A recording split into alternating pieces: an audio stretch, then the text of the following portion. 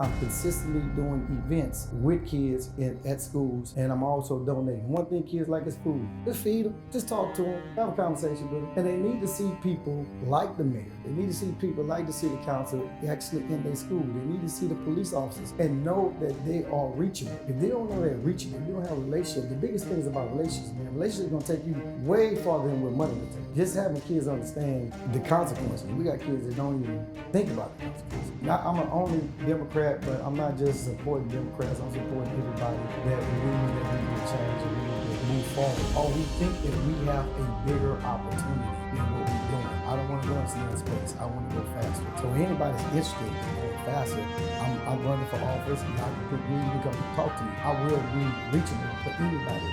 I don't even think a person that did a non-violent crime, like shoplifting because the child was hungry, they shouldn't even get a bond. You put them on an ankle monitor and monitor them until they get report. I want to reduce the people that get bonds. It's not about making money, it's about serving people. Money always gonna come to me. Money is attracted to me. I love money, money loves me. Let me tell you the truth.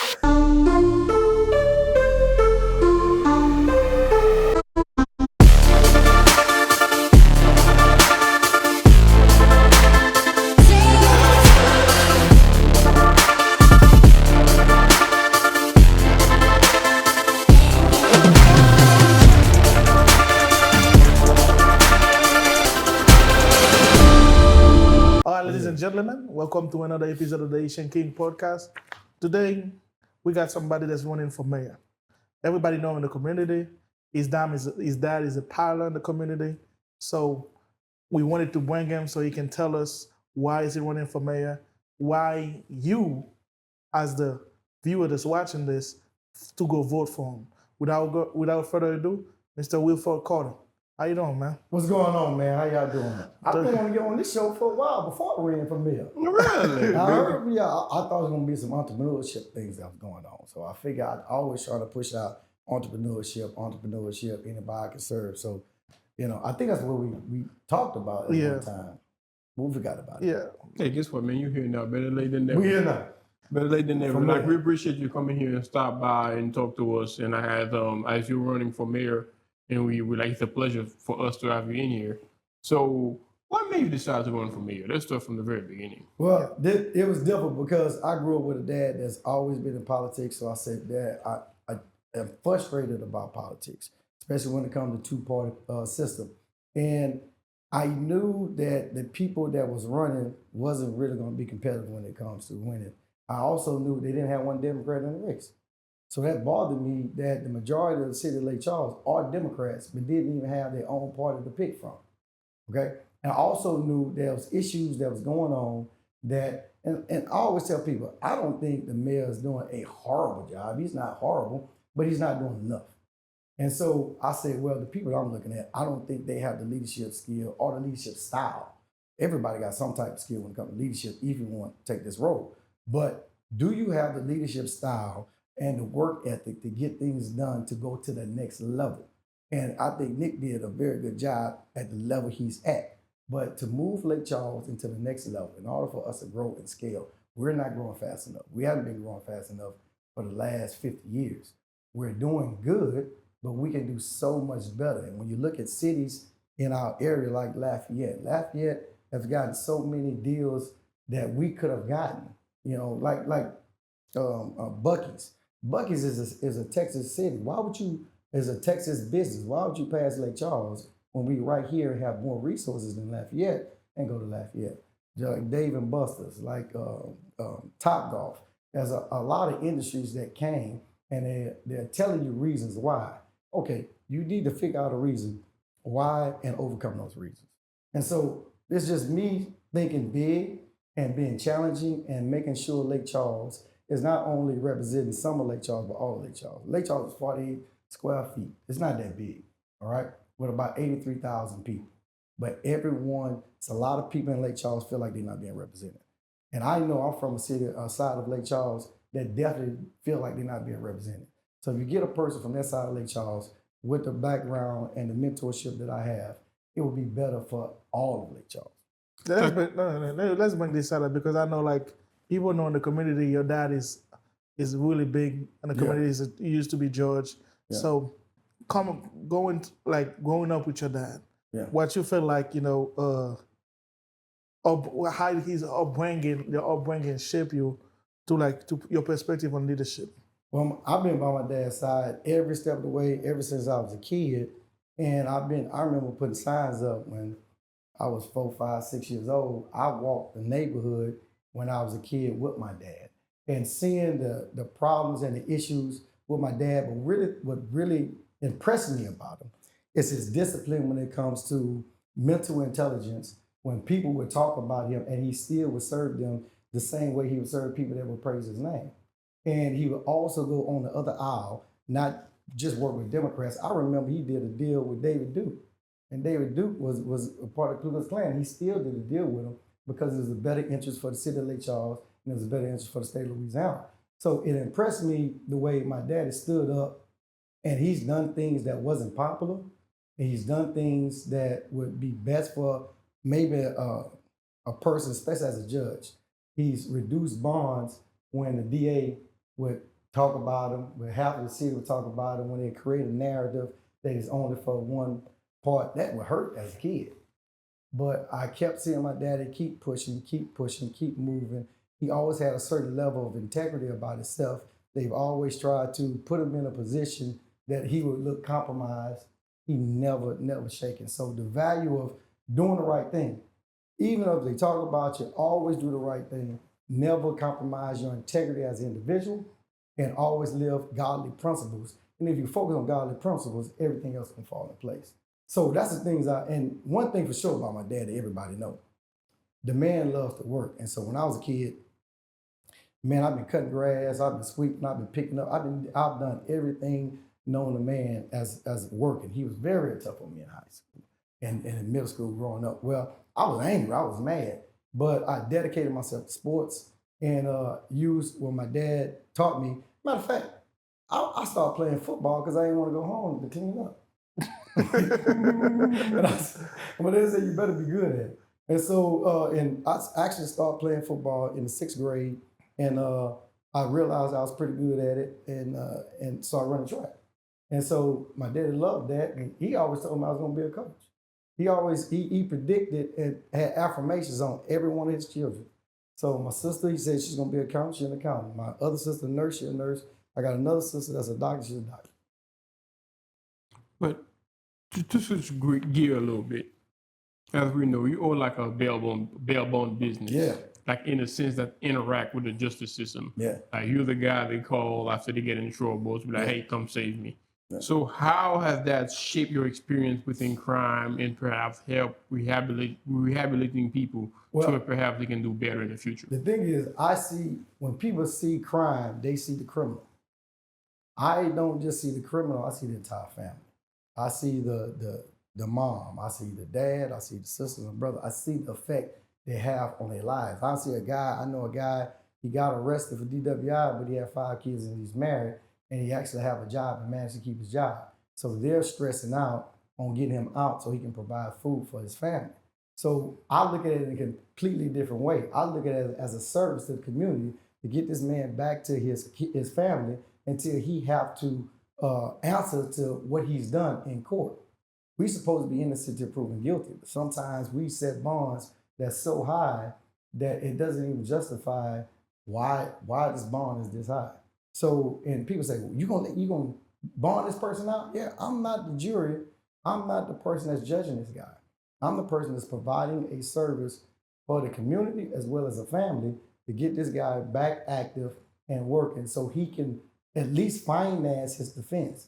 Because the truth of the matter is, you got to have some finances in order to defend yourself.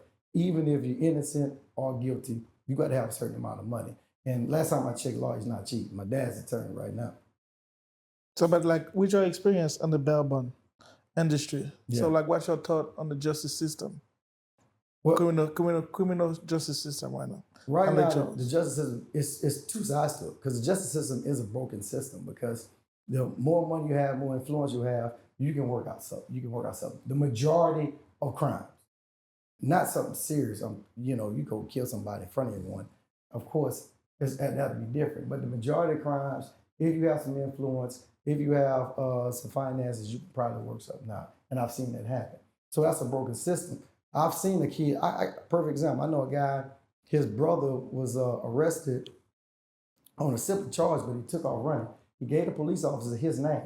This guy was actually graduated with me. The guy was stuck in jail for 7 days trying to prove that that wasn't him. Now him and his brother look a lot alike. All right. So it's more, I'd rather to make sure innocent people are out of jail. And sometimes when you're trying to make sure innocent people are out of jail, some criminals will get out. Criminals will be criminals. They do stupid things. They don't wind up going back to jail. But the system is definitely broken. We need to work out. Even, I'm gonna be honest with you, even as a bail bondsman, I have to live under the rule of the Louisiana Department of Insurance as well as the judges. And we have great judges out here, but sometimes you have a bond that's, I'm like, wow. And the bonds sometimes are not consistent. You can have two people with the same charge. One bond will be 50,000, the other bond will be 10,000. So that system needs to be fixed. My daddy been working on that in the legislative office to have it more universal to where as one judge set one bond, it can be the standard rate for other judges. But is there a reason? I don't know. Make it about race or whatever. But is there a reason as to why you feel like maybe the bonds are not consistent as they should be? Unfortunately, I don't want to say it's because of race, because I'm not going to say something I don't have data to back it up. Yeah. All right. So I'm not going to say, oh, it's racial. That's foolish to say that. But what I do realize is one person from a background may see the situation differently, a judge, as opposed to another judge with a different background. You can actually have a judge upset or mad. He might have gotten into it with his wife and have a bad mood. He just decided to make Take it out on you. Yeah, take it out. Or he might have just heard a story, but it's too backed by emotions or it's too backed by a personal opinion. One judge might have a serious issue with the specific type of crime because something may happen in his family. Something might happen to a relative in his family. So he's harder on that crime than another judge. And another judge may not have had that type of experience, so not as hard and more level-headed. So that can be one of the reasons. But seeing you saying it like this, that's messed up. Because when you think about because I'll agree on the sense you want to have a set price because you like you say somebody get hit by drunk drive. I'm just saying it's something outrageous, but because of that, I can be like every time somebody come to the court, I would have bond that you're never gonna see the light of days again. Yeah. You know what I'm saying? Yeah, if you have a relative got hit by a drunk driver, that's not fair. That's not fair at all. So it need to be some universal bar set. Okay, this level of crime should be about this amount. And you need to range it at a certain amount. Why you think it's never changed? Why you think why not nobody? I mean, I'm pretty sure you're not the only one that's seen this issue, but why nobody ever talk about that? Because perception. People, especially politicians, they live by perception. No one wants to look like they're weak on crime, not even Democrats. They don't want to look like they're weak on crime, especially Southern Democrats. They want to feel like they're tough on crime. Like our governor, he wants to make sure people have a clear understanding that he's tough on crime. So he pushing initiative to be harder on criminals, as if that's going to stop crime. It's no data showing that you give somebody 20 years for jaywalking, they're going to stop jaywalking. But the perception makes it appear that, hey, I'm tough on crime. So no one is really pushing the issue. And we have a majority of Republicans in the state of Louisiana. Not in Louisiana, in Lake Charles, but in the state of Louisiana. And so one of their platforms is being tough on crime. But I got to ask you this, as a person currently running for mayor, that means you got a vision for this city. Yeah. And as you said earlier, the current mayor is doing a good job, but it could be better. Yes. So by saying it could be better, what do you feel like you can bring into office that would be better than what our current mayor is doing right now? Okay, just off the top of my head, I'm just thinking three things, okay? One thing is the entire city of Lake Charles is not being looked after. So the entire city of Lake Charles, and you can't even blame him because he only lived on one side of Lake Charles, but he got to understand he has a responsibility to intentionally get other people involved. So we are very diverse. We are a diverse community. We're not a majority of anything. We write about 51% African American, but we don't have 51% African American in leadership. We don't even have 1% of African American in the mayor's leadership team. So that's a completely different perspective. I live in North Lake Charles. It's a completely different perspective than the mayor that lived in South Lake Charles.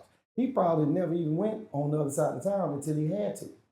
Because I know I rarely went on that side of town until I had to. So I have to live with intention of understanding that all of Lake Charles need to be represented. And a lot of people feel like they're being neglected on some certain parts of the area. And it's not being taken part. That's one. The second thing is they have to have, okay, let's think about it like this. The president has a term limit, the most important elected position in the United States in the country, has a term limit. Why do we have a term limit? We have a term limit because we don't want anyone to not have too much power, and we don't want to be stagnated. The governor, the most powerful elected position in Louisiana, also has a term limit. Why do you have? There's a reason why it's in the Constitution, in the state of Louisiana Constitution, as well as the United States Constitution. So why does the Senate, U.S. Senate don't have term limit? I have no idea. That's weird to me. And why does the mayor know? The mayor, you need to have a certain term and then push it aside. I would never do more than 2 terms. Never. So as of right now, you're not doing. I would never do more than 2 terms. But I gotta ask you something that you kind of said earlier that was like important. You said like the current mayor right now lives in the South of Lake Charles, to where it's kind of like he got like one point of view. Yeah. But you live in the North South Lake Charles. Yeah. But is there anything you can just say that proves that instead of him, to where you got 2 point of view instead of 1? If that makes sense. How I would do it, or because there's like 2 sides to it. Like the current mayor right now, you said live in the south part of Lake Charles, to where you got like 1 point of view. Yeah. And anybody that lives in Lake Charles knows who dominated the south part of Lake Charles. Yeah. Because you can see the south part of Lake Charles is thriving and doing pretty Absolutely. well. And there's a lot of development going in South Lake Charles. So you can make up any type of reason why it's not being developed in other parts of the city, but that's not an excuse. You still need to have infrastructure need to be built. You still have to have people in that area want to actually serve their area. They got people that just want to have a business in North Lake Charles. I was born and raised in Lake Charles. I built my house in Lake Charles. My neighborhood is one of the most nicest neighborhoods in Lake Charles. And when people go to Washington, Marion, that's from the south side, they are actually surprised of what we have developed. We can develop that all over the south, the north part of Lake Charles and other parts. But at the drainage system in some parts of Lake Charles, it's not, and he's not even responsible for the entire issue of the drainage. It's more of a parish issue, but you can also push that envelope. And so just looking at riding around, and no one going to dispute that. And they can tell you a reason why it's not being developed, but they can't say it's not being developed. Now, the question is, okay, but you on this side of town, what changes from only focusing on North Lake Charles? Well, you have no choice but to also help the side that's already being produced and already have plans. Let's say if I become the mayor, I'm not gonna just not listen to the former mayor. I would ask him, can you also be an advisor? What plans did you have? What did you want to do and get done? Okay, how can we also implement North Lake Charles into this plan as well? You don't want to just cut everybody loose. I want to talk to this team. I want to look at the level of productivity in each department and see how can we improve it and how can we also add diversity to the team, as well as the police department. How can we add diversity to the police department? How can we have more African Americans and more other people that look like or reflect our entire community to police the entire community? But the thing is, I agree with you 100%, because like I said, even if there's like a blind man living in Lake Charles, you know there's a huge difference between South Lake Charles and North Lake Charles. Yeah. However, whatever the reason might be, but if you just travel, if you live in the city and you just drive around, you'll see there's a gigantic difference. Yeah. But we had the current mayor in the show here, and the one thing that he said that's like important to him was like they got like a lot of grants, something that he worked hard towards. Yeah. To where they got grants coming. Yeah. That he had to bust his butt to make happen. Yeah.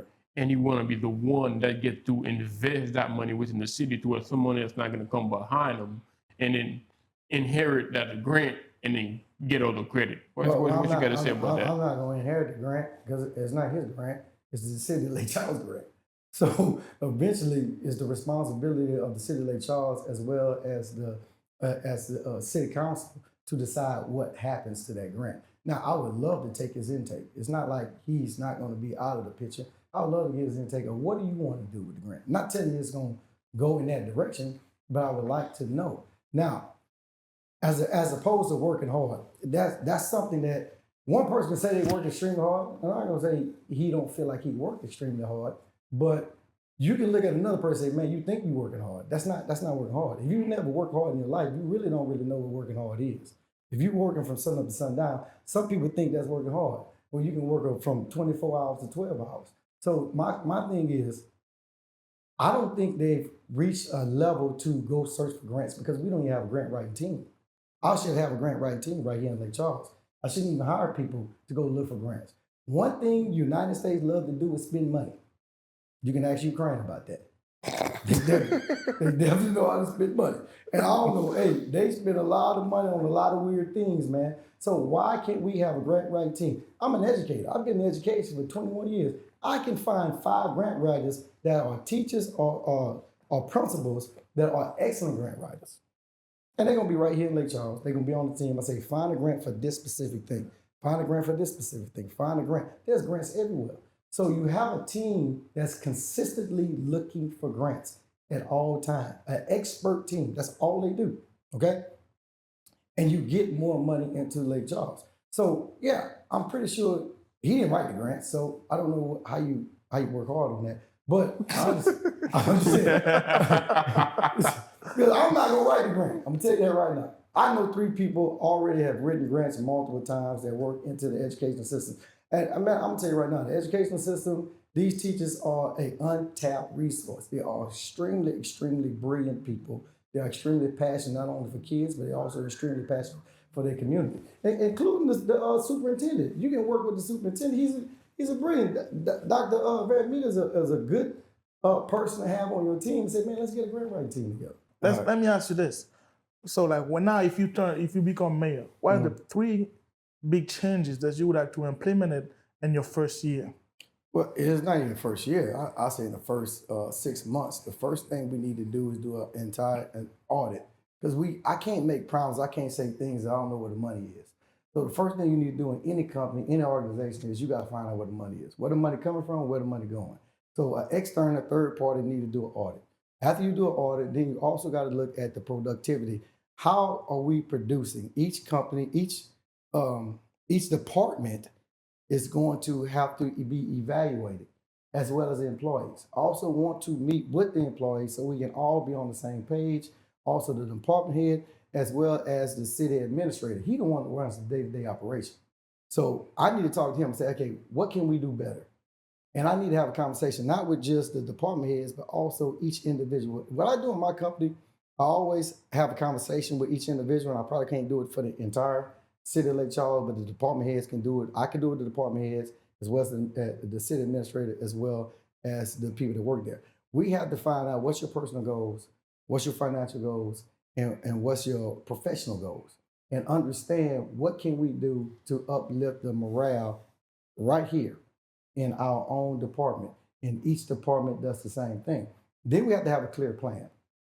Clear plan is certain things that we need to do. First thing we do is how can we add diversity? How can we challenge the way we think? How can we improve different things? The way we think, and how can we improve this? How can we get other people involved? That's important than everything. Then you also got to contact other, I don't even know if they do this, but I'm not trying to reinvent the wheel. Let's contact other mayors, and I'm on it, other mayors with the same demographics that we have, okay? And they thrive and they doing good. Hey, can I come to your city, or I'll fly you to this city on my own dime and put you up in one of the casinos, you and your wife have a good time. Let's just have a conversation. How can we collaborate with you? How can you teach us of what we're doing? How can we improve? So we can have a game plan and all of us be on the same page. Then I'm gonna meet with city council. City council is going to be a huge shift in the city council as well, because you got 4 people that's gonna probably be a change in the city council. So you're gonna have 4 people with completely different ideas. You need to meet with all of them on one-on-one, then also meet them with a team. Where do you see this city going? So we can all be on the same page. You have no clue where you're going if you don't have any clarity. So the first thing is knowing clarity where you're going. After that, how do we get there? And then we start working from there. But you know, No, I got a question I got to ask you. Don't mean to interrupt you. I'm sorry. You're good. I got a question I actually want to ask you. You own a bail bond business, as we discussed earlier, and then sooner, let's just say for the sake of argument, you become the mayor. Yeah. So which in part of your job would be public reform. Yeah. Helping people making better decisions. Yeah. Wouldn't that be some conflict of interest? Because if you're doing that, you're losing money on the back end. Yeah, I don't want to run a bail bond business forever. I don't even run my bail bond business. My job is not to manage my bail bond business. I'm the owner. I have a person that actually manages my bail bond company. But I get that. I don't even want to own it. You don't manage it, but in a sense, let's just say you become the mayor. Yeah. And then you helping people do better choices in life. Yeah. But as part of the business owner, wouldn't that mean in a I don't sense? want people to go to jail. But that's where you make your living in a sense. Man, hey, listen, man. I'm always gonna make. That's why I got 3 companies. Okay, I got 3 companies for a reason. I'm hoping one day they find a better way to get people out of jail without bonding them out of jail, especially a nonviolent person. I don't even think a person that did a nonviolent crime, like shoplifting because the child was hungry, they shouldn't even get a bond. You put them on an ankle monitor and monitor them until they go to court. I want to reduce the people that get bonds. It's not about making money, it's about serving people. Money always gonna come to me. Money is attracted to me. I love money, money love me. Let me tell the truth. Let me ask you what I mean, but I teach people how to use money to benefit them. You don't have to be competitive. People, listen, man, NFL players, we just had the Super Bowl. All the people on that team was millionaires because they competing against each other. But the people that's sitting that own the team, they collaborate, they billionaires. The key is collaboration, not competition. People got it all mixed up. They want us all to compete with each other while they looking around and say, look at us collaborate. Once you start collaborating with other people outside the city of Lake Charles, business owners, people inside the city of Lake Charles, that's when and everybody have a buy-in when everyone has a say-so. You don't have a buy-in when a group of people telling you this is what we're going to do in the city and you didn't have any type of buy-in. That was deep what you just said, though. I liked it. But let me ask you this, but if you become mayor, how could you help with what you feel like in the bail bond is a problem? How could you help to change that? Well, the first thing we need to do is improve the relationship with the police department, all right? And we have an issue about that. We have a lot of people, and make it very, very clear. I'm not saying that the chief of police is a bad person or he's corrupt. I've never said none of that. What I'm saying is his system is flawed because you have too many complaints with the city. You are here to protect as well as serve. That's what you're supposed to do. Your job is to de-escalate situations, not increase the escalation or increase the intensity of a situation. So when I was young, I used to know the names of actual police officers and saw them and respect them. So building a relationship with community people, especially teenagers, because right now, teenagers between the age of 17 to 25 are committing the most crimes. We have around 85, 95 people go to jail a week in Lake Charles. That's something is wrong with that. So once we get a better relationship with the police officers, they can a lot of times de-escalate a lot of arrests. Some arrests didn't even need to be taking place. It was probably a misunderstanding, okay? The other thing is we have to talk to our judges and understand that these nonviolent offenders, we need to look deeper into what was the reason of why they're doing it and try to figure out how to solve that problem. Why people are doing certain things. Like two of the most arrests are domestic violence and drugs, okay? Why are you having a domestic violence problem? How can we help people de-escalate a situation when you're married and you're together? What services can we provide for free in the city that a judge can say you have to go to this type of class, this type of training? So no one go to class to be a better parent. No one go to class to be a better husband or wife. Man, that's the hardest job out there. That's harder than a man. I promise you that. Okay, so tell me, why are we not being trained on this? So we need to give people the tools to be successful when it comes to relationship. The tools to be successful, why you are turning to drugs, why drugs are running rapid, why guns are out of control in the entire state of Louisiana. And not in Louisiana, entire state, entire city, country. So what can we do to educate the masses? What can we do to have more gun control, which our president and our governor really don't want gun control, but the city of Louisiana, we can protect this city right here. And I don't think a teenager should have a gun or be trained with a gun. If you're 18 years old, that's nice, that's cute, but you can barely walk and chew gum. You should not be able to buy a gun. Right now, you can buy a gun. But I mean, Just to touch up on that, the buying gun thing, I've met people, like young people, that just buy a gun for the sake of going hunting. Yeah. It depends on what your background is. So I know a lot of people within 18, they got their own gun to where they can go with their parents and go hunting. But of course, you already know on the other side of that, they got a young 18-year-old that can buy a gun to go do devious things. Absolutely. So there's certain guns you use to hunt with. All right. Nobody got a 9mm out there hunting. Okay, or nobody got an AK-47 out there hunting. Assault rifle is not. A rifle to hunt is a rifle to hunt. We know what a rifle to hunt is. Now, the problem is one level of Democrats are too extreme on one side, and one level of Republicans are too extreme on the other side. And I don't understand why they can't just come together and let's find something in the middle. But they're playing the politic game. I'm not a politician, and I'm trying to get a politician job. But I'm not even a politician. That's just silliness. I want basic common sense, man. You know that somebody is carrying a gun at a certain age. You know that person shouldn't have it, especially if you got drugs. What you got a gun and you got drugs? That's telling me something wrong, bro.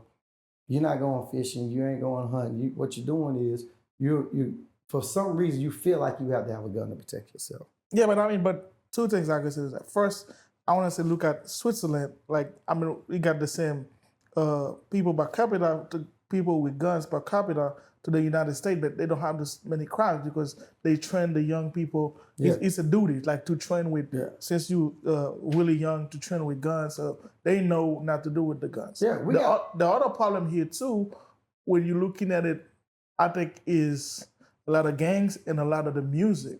Yeah. Rap music is another big thing because when you listen to those music, you always feel like, man, you gotta do what them guys are saying. But sometimes the guys that's doing the music, they don't even know about that life. You know what I'm saying? So I feel like that's another thing. I don't feel like it's because a young teenager shouldn't have a gun. It's just we don't have the education behind it or how they're supposed to even go about it. Yeah, so that's a whole bigger conversation because I talk to kids. I work at a high school, so I know kids are listening to demonic music, and I know the effect they have on demonic music. I've been at a high school or a teenage dance, and once you change the music, they change their behavior.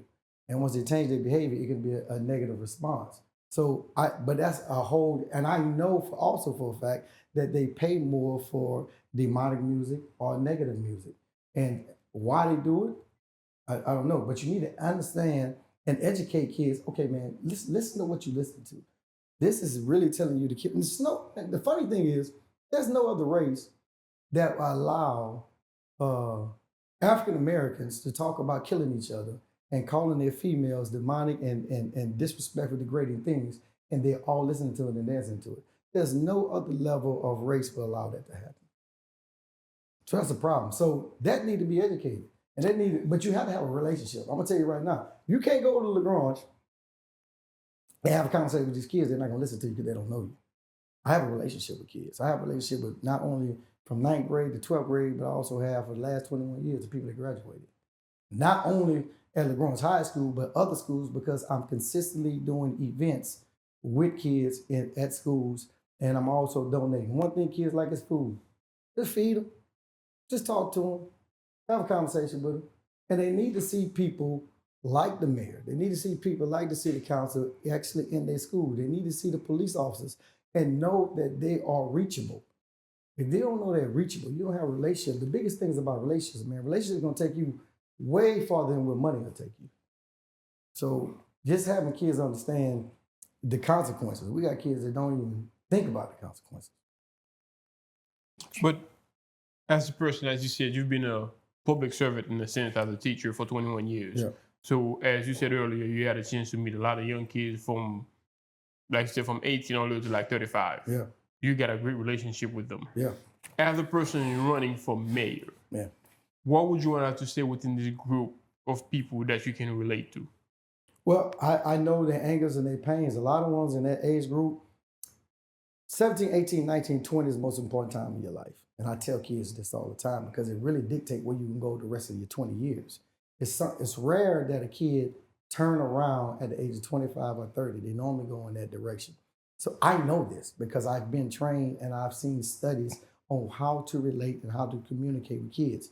I deal with behavior disorder kids.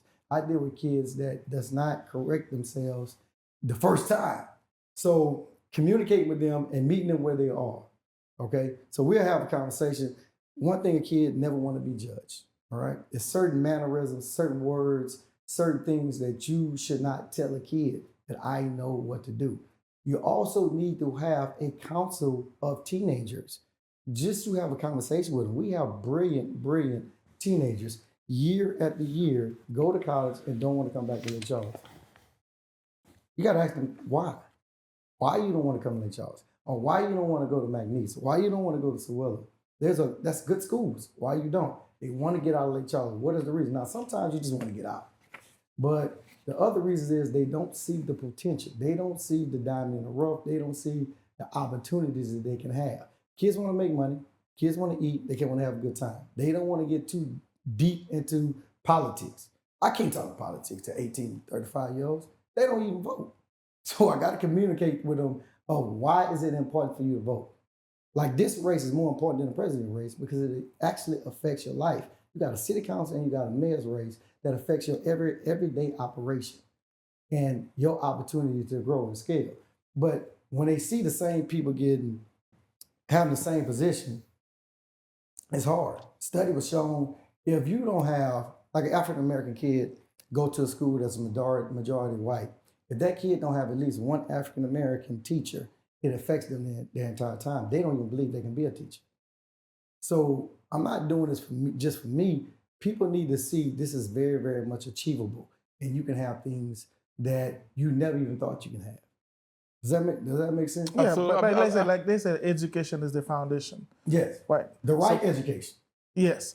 But what initiative would you take to change, like help with the school program to make it better? This one school program I've already talked to a group, Fusion 5, and other groups of entrepreneurship. I want them to go into the schools.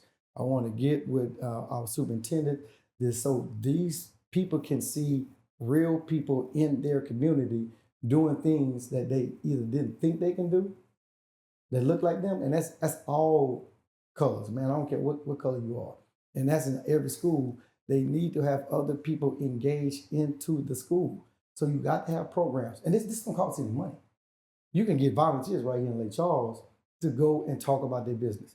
Especially older people, younger people, go in. Let's have a program that when we come in once every 99 weeks. One day out of 9 weeks, and just set up for lunch, or we set up in the cafeteria, or we set up in the gym, and we have a display on this is what I do. We did this one time at Washington Marion for homecoming, where a bunch of business owners just displayed their business and what they did. It was a majority of people that graduated from Washington Marion. Okay, so we had real estate agents, we had business owners, we had doctors, we had attorneys, we had plumbers, we had everything this displayed, and the kids just walked around and talked to these people, had a conversation. We should do that in every school, so they can see the opportunities right here in Lake Charles. That's just one program that would really inspire kids to do more and do better. I never was a straight. I never was a straight A student, man. You know, I was that hot-headed, arrogant football player that thought he can do whatever he wanted to do. My dad a judge. I better leave me alone.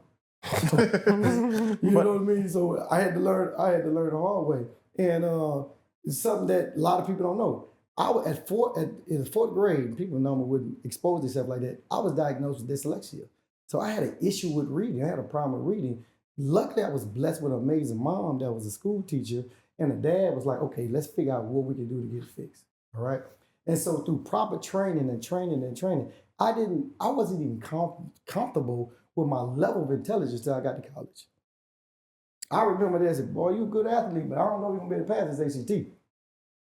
I passed the ACT, and I said, nah, I didn't know I passed it myself. I was surprised. So once I passed the ACT, I went to college.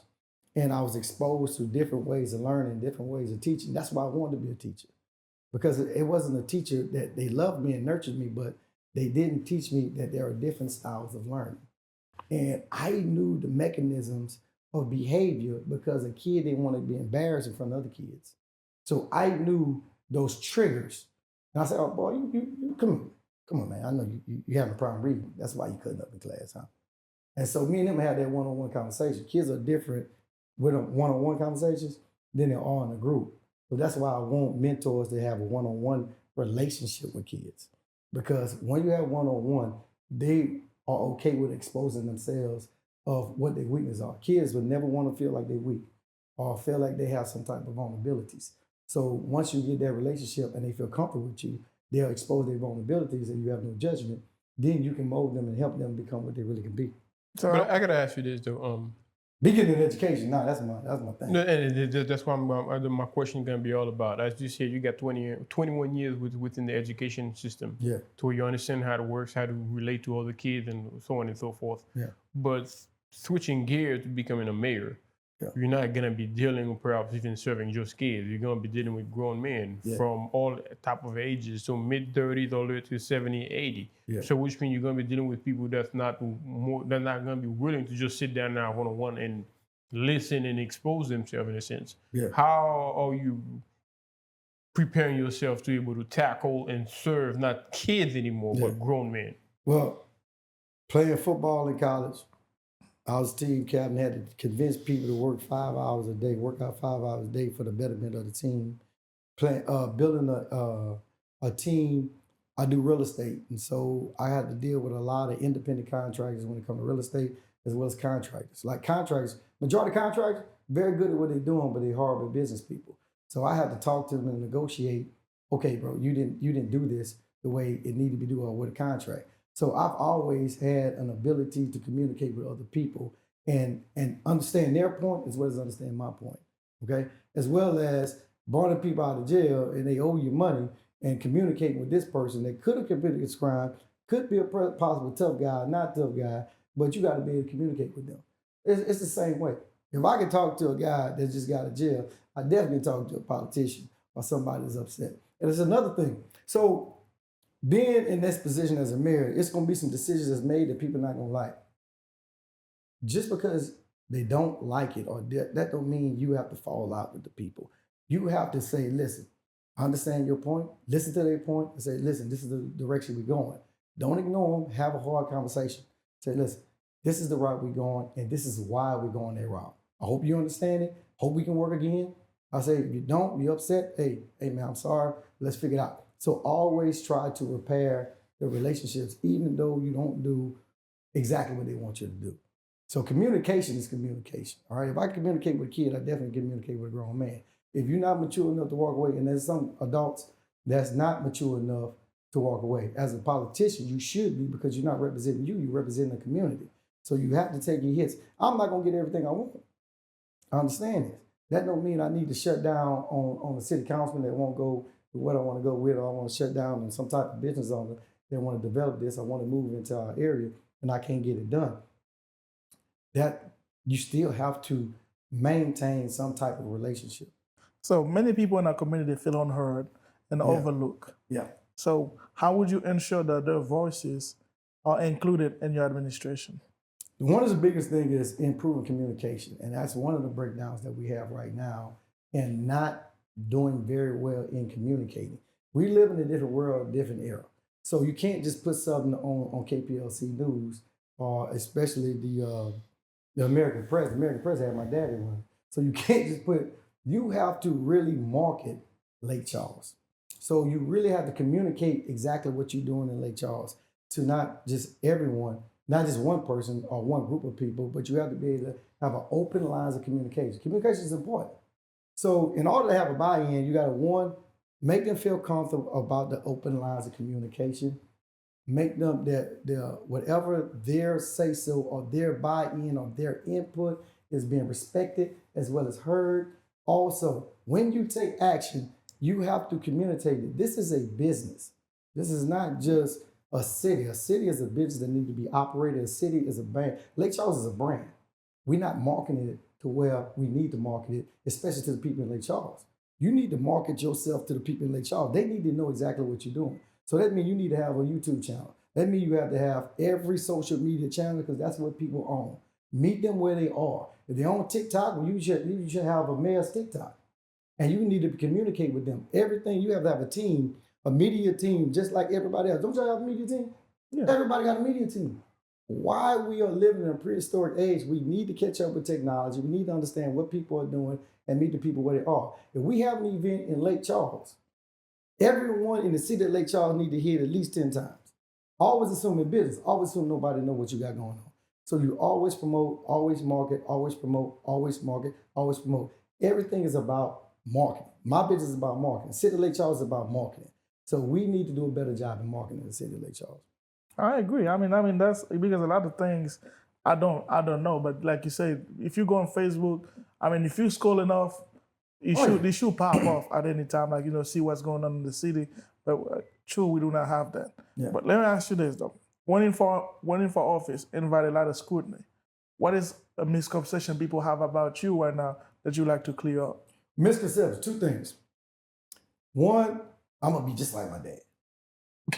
They ain't nervous about that. There's some people in the city of Lake Charles, for some reason, this man has served this city for over 50 years and served it in a great and amazing way. You have some people in Lake Charles love him and honor him for that. And they got some people in Lake Charles are terrified if I don't want another Wilford Carter. And my name is Wilford Carter. So, and I'm gonna be just like him, which I do have some mannerisms of him. He has taught me certain things and guided me in certain ways, but I am a different person. I'm a different individual. So, and I'm not going. I cannot be his level of intellect when it comes to legal things. He's extremely confident. I can't be extremely confident, and he has earned the right to say some of the things that he said. I can't do that. Another thing is people see my level of confidence as arrogance. I'm not arrogant. I'm very, very humble. I'm always been here to serve. The people that's around me know that I'm here to serve, but they say, "Oh, this dude." I have a certain standard of living. I have a certain boundaries that I'm gonna tell people, no, you can't do that. You can't cross that boundaries. A certain level of respect for myself that, like my kids, I don't want people involving my kids, talking about my kids or nothing. My kids have nothing to do with my life or my career. And they're adults now. So those type of things and those type of certain standard of living, I don't want to go here. I'm not going there because they say, oh, you think you're all that. You think you're arrogant. I said, no, I just don't want to go there because I told one place, I said, this place smells like poverty. I don't want to be around. I want to excel. Anybody in there, I see people I brought out of jail. I don't want to be around people that were brought out of jail, especially when I know what they did. So people are like, oh, you arrogant, man. Something wrong with you. Nah, I'm the same guy that grew up and went to Ralph Wilson Elementary. I went to Molo Middle and I went to Washington Mary. That's all in all Lake Charles. I have the same friends I've been having since I was in high school. Yeah, because people always say though, it's funny though, because people always say, like, people you around, like, 5 people you around, that's what you're gonna become. Yeah. Right?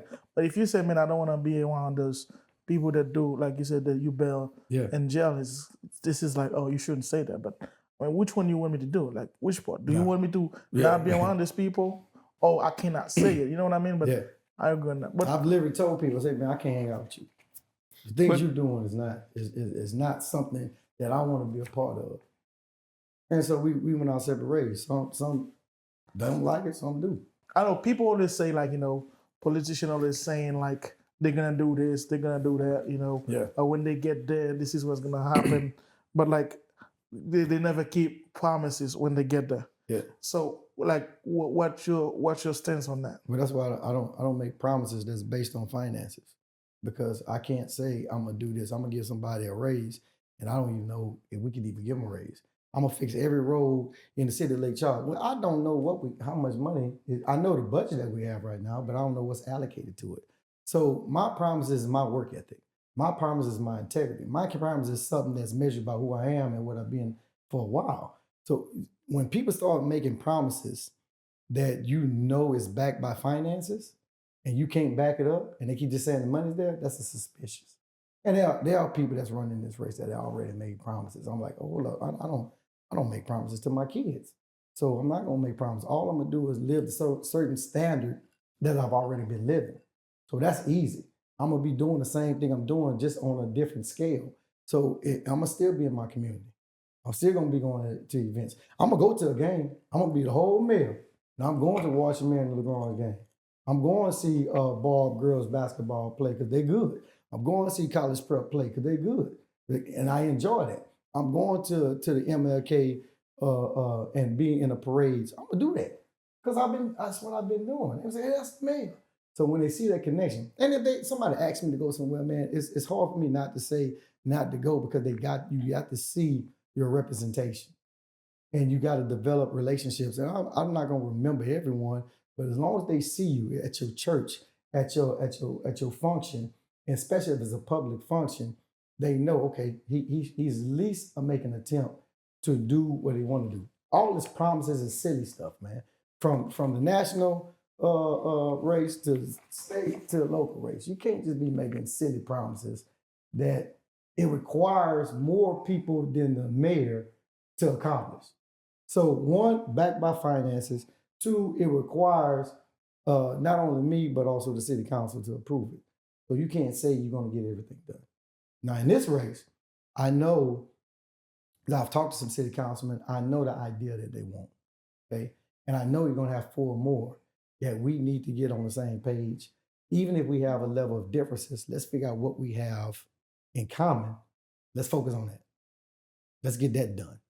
And then we can work on other things. Does that make sense? Yeah, that makes a lot of sense. If everybody in the boat, we got to be on the same, and the city council in my boat.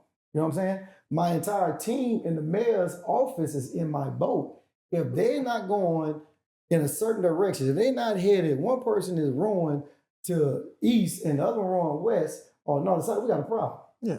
You know, you can't go to 2 places at once. So we all have to be very, very clear on what direction we're headed. This is what we want to do. This is what we working on. If we all laser focus on that, we'll get it done. And we're going to get it done a lot faster. It'll take 8 years or 4 years to get it done.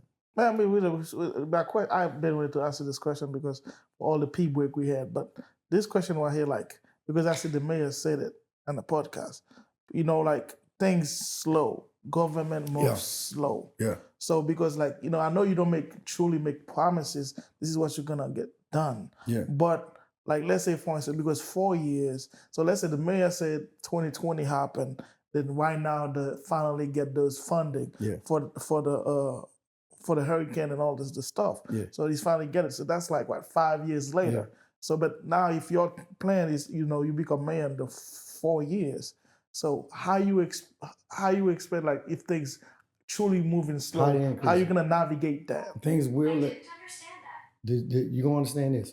So, let me tell you why.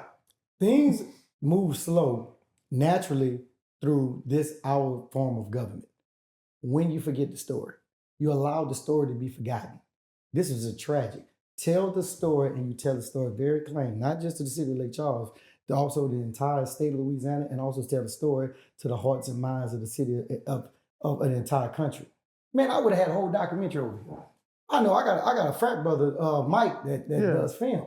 Man, hey Mike, I need you to come out. And Mike would have did for free for the city of Lake Charles. Hey man, let's do a compelling documentary and let's send this everywhere. Let's promote this all over the place. And let's tell the story of we need help. This is a city in Lake Charles, Louisiana, that's in the United States of America that need help. And we sending stuff somewhere else.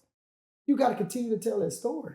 And you got to continue to market that story to where it has be an urgency. When there's an urgency, they start telling the stories in Ukraine, you see they got their money, right?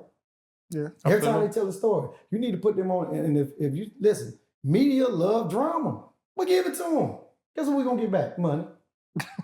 Guess what follows attention? A lot of people don't know this. I'm going to tell y'all this. Listen to me carefully, especially y'all business owners. Money always follows attention. Bring attention to the city of Lake Charles, money will follow. That's a fact. Y'all want to tell y'all, Grant Cardone told me that. I was a mentor of Grant Cardone. He's one of a brilliant marketer. He said, bring attention and money will follow. Once you let attention die, then it's on the back burner. Politicians want to do what's hot. The news media want to do what's hot and what's negative. So you always have to find creative ways to market. I always market Carter Bill Bonds. And they be like, dang, Carter, you always on social media. Yeah, I know. Anytime somebody Google say hurricane in any other country, our story pop up. They said, dang, that's wrong. And then I want to know, okay, what's stopping you? Where is the process? You got to be in these people's face to where they tired of seeing you. Okay, especially when you come to bigger politicians that got other things. Like our governor he got other cities to deal with. So you got to be in this man's face. You got to talk to him. The people in that's Senate and U.S. representatives, they got other things they got to deal with, other things they need to negotiate. You got to be in their face. They got to hear you. They got to get tired. Hey, the mayor from Lake Charles called again. Oh Lord, he called. He said he coming tomorrow. He just want to take you to dinner.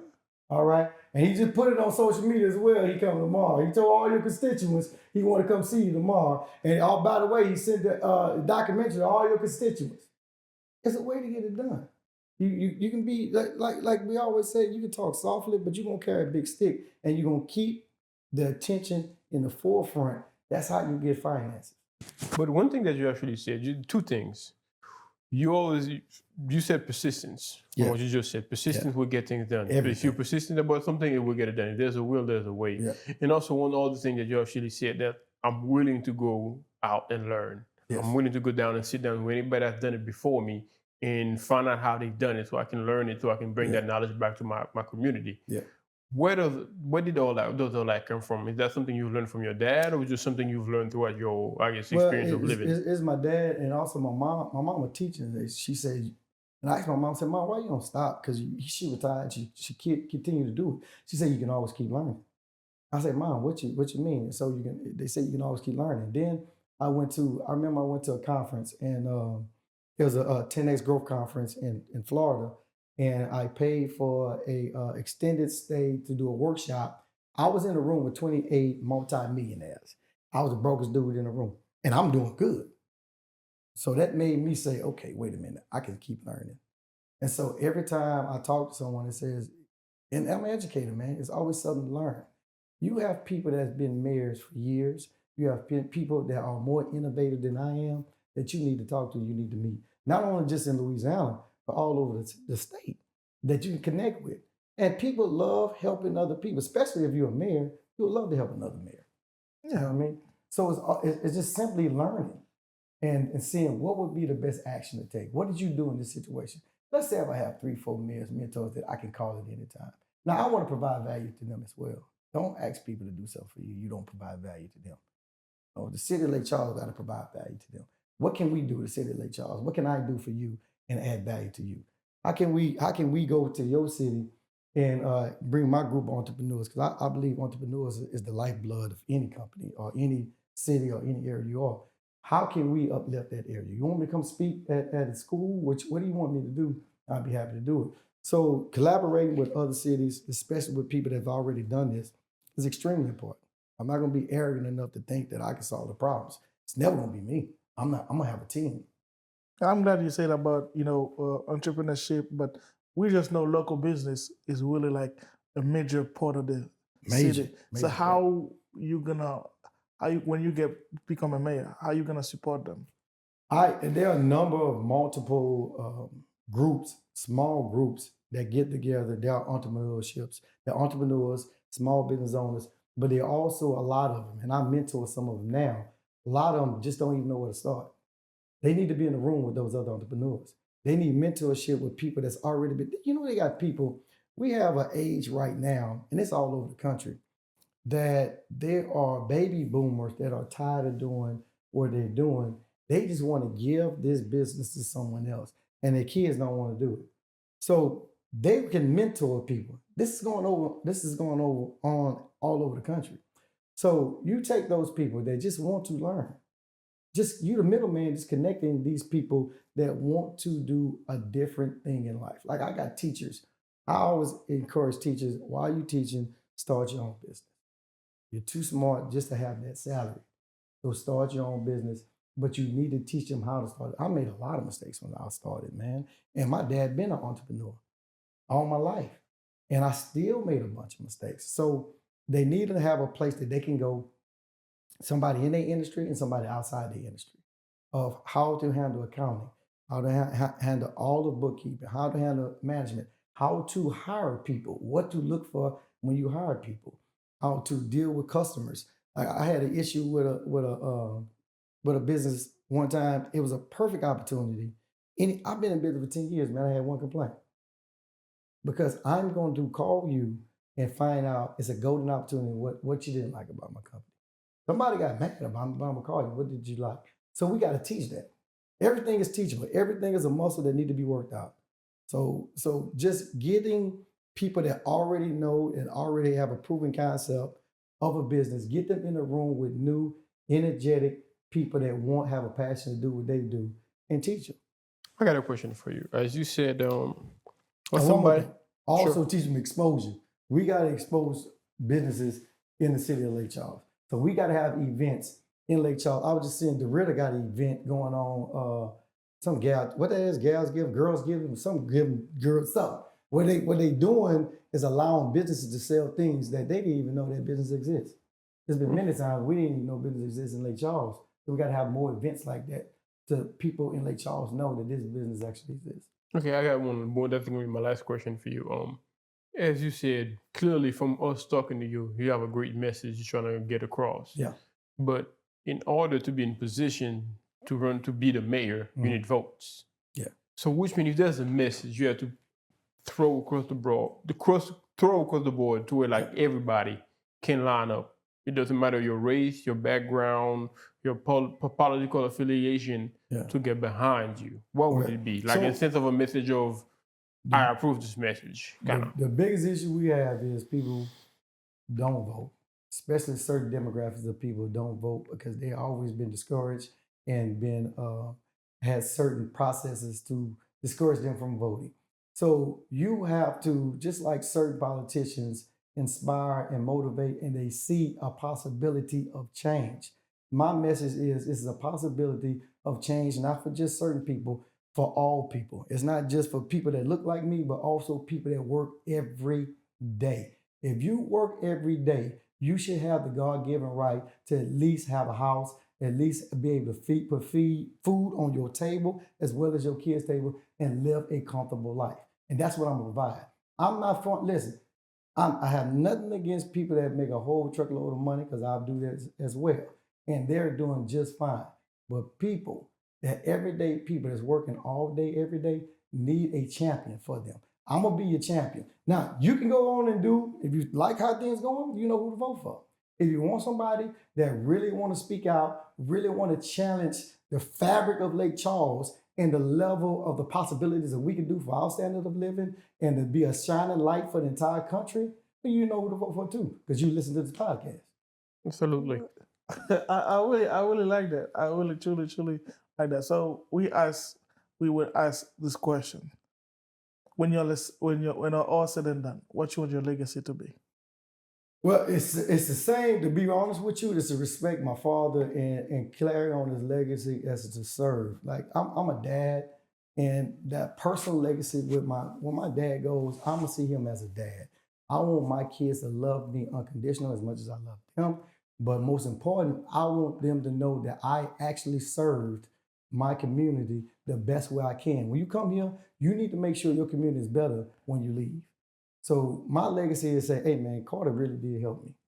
Whatever it really was, whatever I could possibly do, from the smallest to the biggest, Carter did some things to make this place better. I can tell you one thing, man. I've been on a few podcasts. I'm extremely impressed with what y'all doing. This is an amazing podcast. I think everyone needs to tap in here, especially City Lake Charles and beyond, because a platform like this really gives you information that you really can't get anywhere else. Yeah. And people not doing it, or they're not doing it on the level that y'all doing it. So I commend y'all. Thank you so much. Thank y'all for allowing me to come. No, we really appreciate it. But the thing is, we ask you many questions. Like, we've been digging deep on you. And like every bullet we throw at you, you should find a way to dodge it. But is there anything else within yourself you felt like maybe we didn't ask you, you wanted to just throw out there?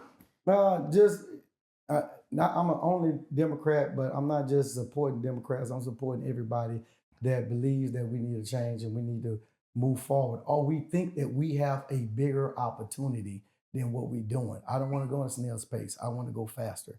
So anybody that's interested in going faster, I'm running for office. Y'all can pick me. You can come talk to me. I will be reachable for anybody that want to have a conversation. So how would, I guess, somebody who's watching this right now who maybe like over the edge, maybe might have certain concern that they want to get in touch with you with? Social media is very important. So everyone that has social media, I know I have Carter Bell Bonds. Anybody who wants to follow me is at Carter Bell Bonds. I do have a political campaign, but I'm gonna be real with you. That political campaign, it's gonna probably change to the mayor if I ever win.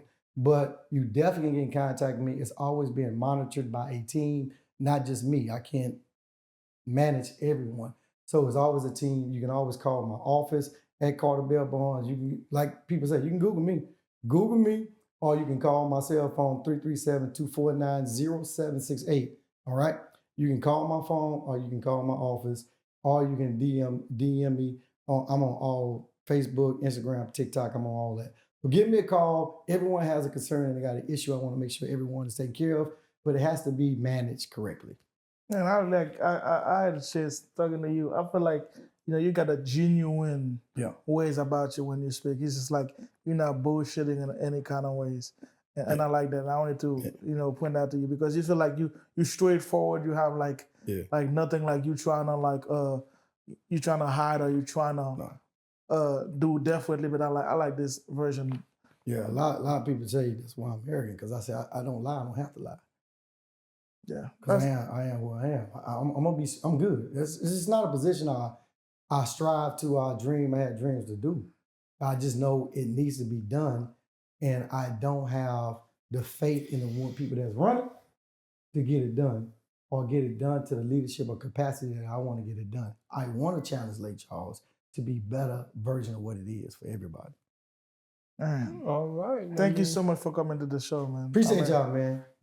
And as per always, like, follow, share, subscribe, and comment. And if there's, I guess you mentioned a certain question you feel like maybe we didn't answer, and as you can hear, the man put his number on the line, how to get in touch with him, or maybe in the comment section you can ask any question you feel like needed to be asked, and then we'll put you in touch with the man so you can ask him yourself personally.